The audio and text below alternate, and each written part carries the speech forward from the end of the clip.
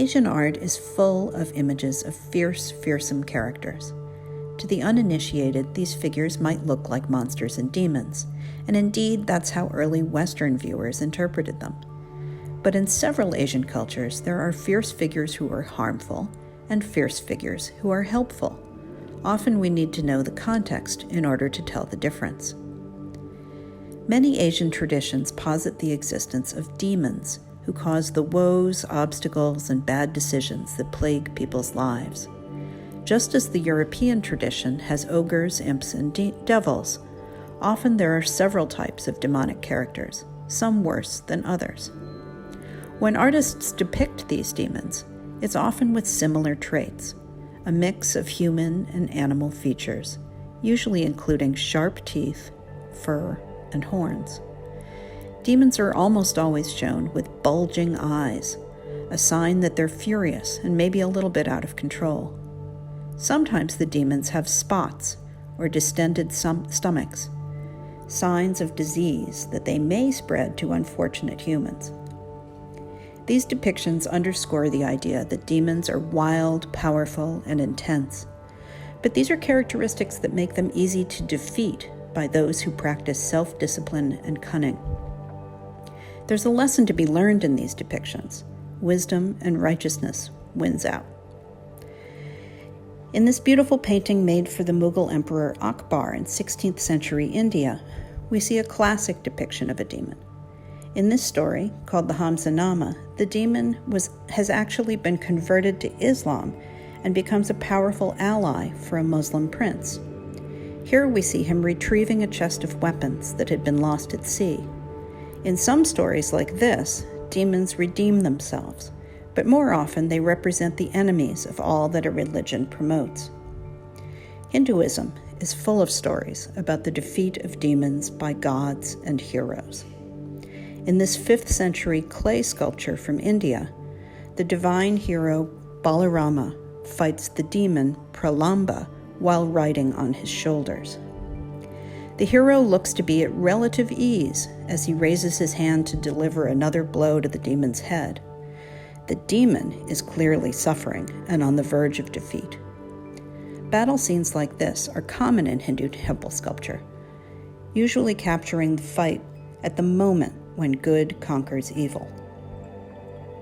Another common trope in Indian art shows the aftermath of the battle, with the god standing on the body of the defeated enemy.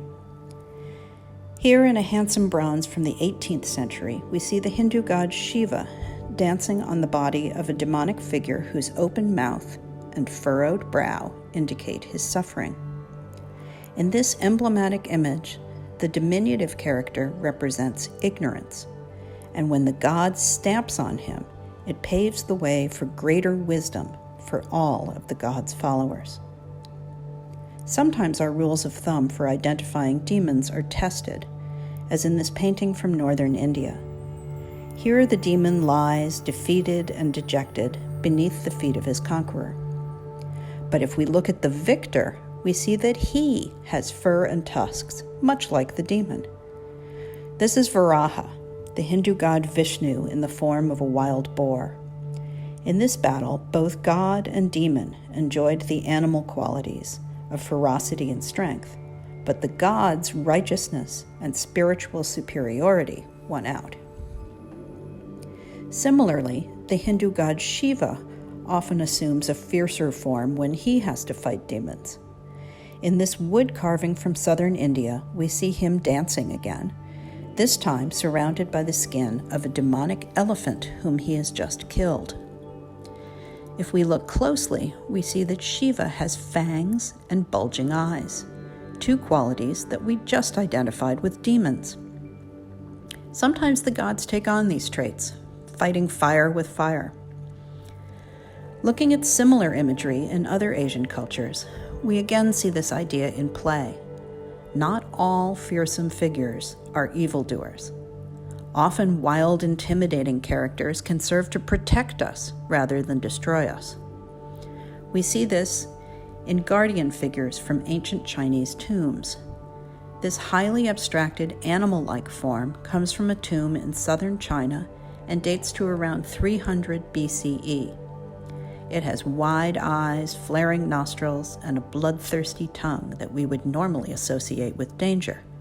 But figures like these were typically situated above the head of the deceased in the tomb, where they served to protect the dead on their journey to the afterlife. Likewise, this glazed ceramic figure from the Tang Dynasty in China. With his bulging eyes and aggressive stance, he served as an intimidating bodyguard for the occupant of a tomb. You'll notice that he's standing on the figure of a bull. It could be that the Chinese notion of a fierce protector was inspired in part by the Hindu god Shiva, who is often accompanied by his bull, Nandi. Shiva, as we've seen, can be a fierce conqueror, much like this figure. The frightening guardian also made its way to Japan, where it assumed a prominent role in Buddhist temples. People usually associate Buddhism with quiet meditation and self-control, but there was a place for violent aggression if it served the religion. This 13th century carved wood head is more than twice the size of a human head. It once stood atop a giant standing figure, one of 4 guardians surrounding an even larger statue of a serene, seated Buddha inside a temple. With his rippling facial muscles and glinting, bloodshot, crystal eyes, this figure would have been intimidating to an enemy of the religion, but reassuring to the faithful.